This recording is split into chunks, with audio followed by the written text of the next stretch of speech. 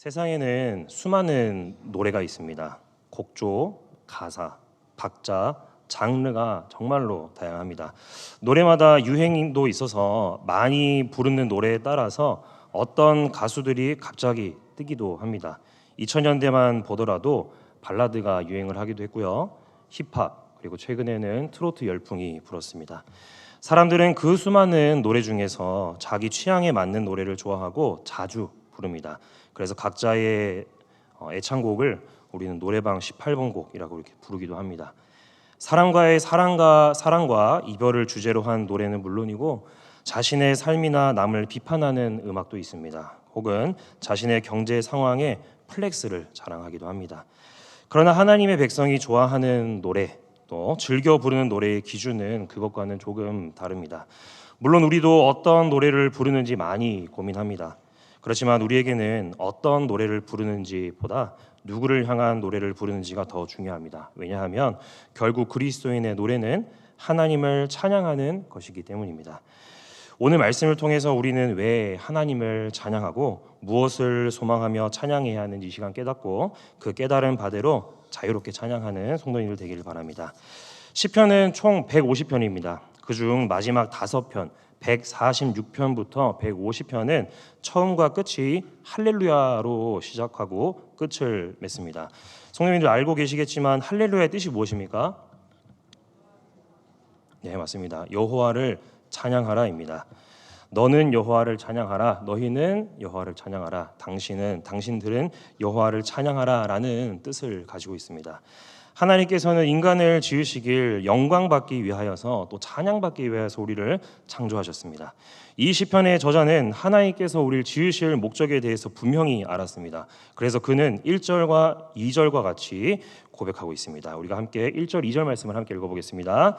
할렐루야, 내 영혼아 여호와를 찬양하라. 나의 생전에 여호와를 찬양하며 나의 평생에 내 하나님을 찬송하리로다. 아멘. 자신의 결심을 지금 1절과 2절에서 말하고 있습니다. 자신이 살아 숨쉬는 동안 평생에 걸쳐 하나님을 찬양하겠다고 이 짧은 문장에서 찬양한다라는 것을 4번이나 말하고 있습니다. 자신의 노래의 대상에 대해 굉장히 확고한 결심을 세웠기 때문에 이처럼 고백을 할 수가 있습니다. 시인은 인생을 살아보니 확실한 깨달음을 얻게 됐습니다. 어떤 깨달음일까요? 그것은 하나님은 영원하고 사람의 인생은 보잘것없이 짧고 허무함을 알게 됐습니다. 3절과 4절이 바로 그런 내용입니다. 3절에서 말하는 귀인은 소위 우리가 말할 때에 힘 있는 사람입니다. 즉 권력, 재물, 지식이 있는 사람입니다. 이러한 힘 있는 사람이라 할지라도 모두 어떻게 될까요? 결국 4절 말씀을 보시면 호흡이 멈추면 흙으로 돌아가는 연약한 존재라는 것입니다. 사람은 모두 태어날 적에 응애응애 울면서 태어납니다. 그리고 어떤 사람이든지 세상을 떠날 때에는 호흡이 점점 희미해지다가 그 호흡이 멈추게 됩니다.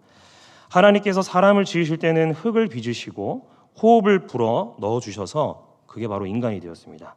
그런데 반대로 인간은 호흡이 사라지면 결국 흙으로 돌아가는 아주 연약한 인생에 불과합니다. 그러니까 인간의 어떠한 인생이라 할지라도 결국 우리의 숨은 우리의 것이 아니라 바로 하나님의 것입니다. 잘난 사람이 아무리 주름 잡아봤자 하나님이 거두어 가시면 그대로 죽게 됩니다. 시인은 절대로 힘 있는 귀인이나 이 인생 안에서의 어떠한 것도 의지하지 말라고 분명하게 경고하고 있습니다. 왜냐하면 결국 인생은 유한하기 때문입니다. 그렇다면 시인은 이렇게 말을 하면서 자신은 무엇을 의지하고 소망을 둔다고 말하고 있을까요? 우리 다 함께 5절 말씀을 읽어보겠습니다.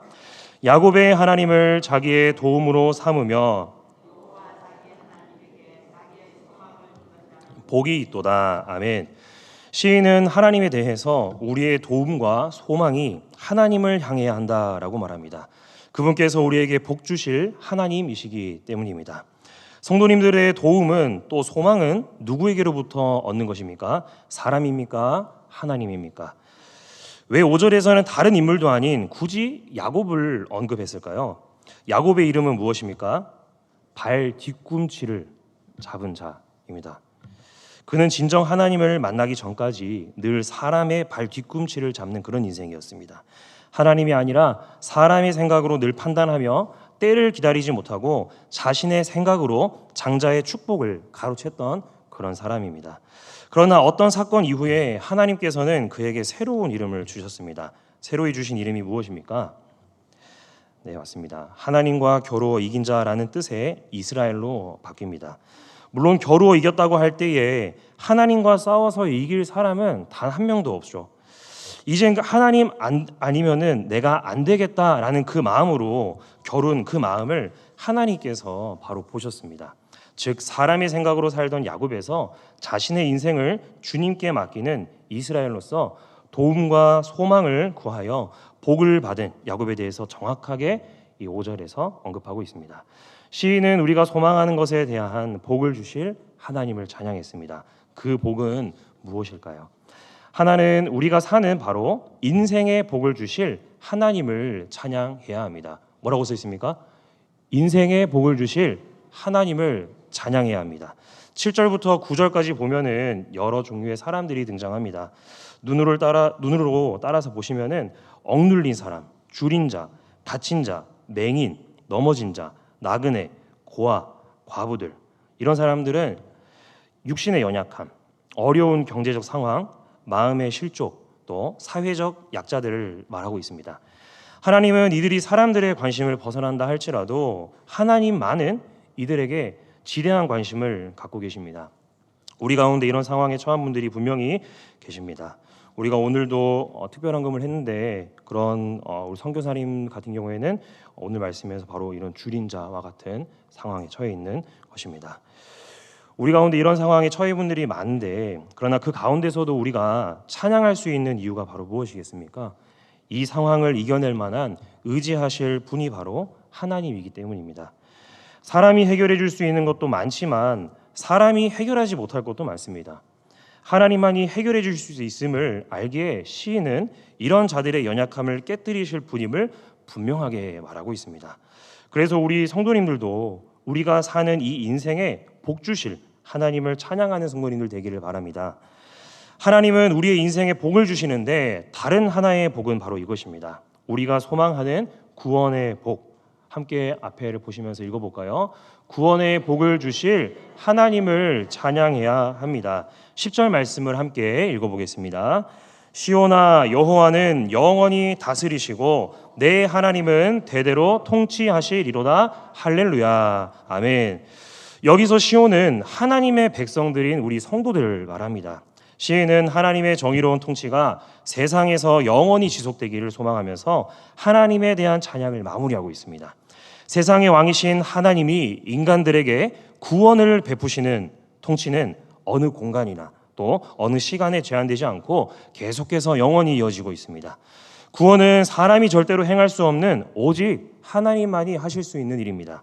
능력 있는 귀인이라 할지라도 그것을 하지 못하고 인간의 어떤 뛰어난 생각이라 할지라도 구원에 대해서 할 수 있는 것은 단 하나도 없습니다.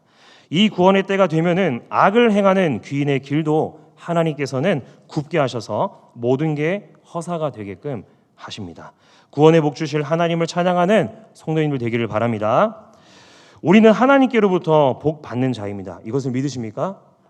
우리는 구원받은 자입니다. 이것도 믿으십니까? 그래서 이 시편은 모든 세대, 모든 일을 찬양의 자리로 초대하고 있습니다. 오늘 이 자리에서 모든 성도님들이 하나님을 찬양할 때 우리가 누리는 두 가지 기쁨을 생각하면서 감사의 마음으로 찬양하기를 바랍니다. 우리가 소망하는 이 인생에서의 복과 영원한 구원의 복을 주실 하나님을 기억하며 찬양하는 성도님들 되기를 간절히 소망합니다.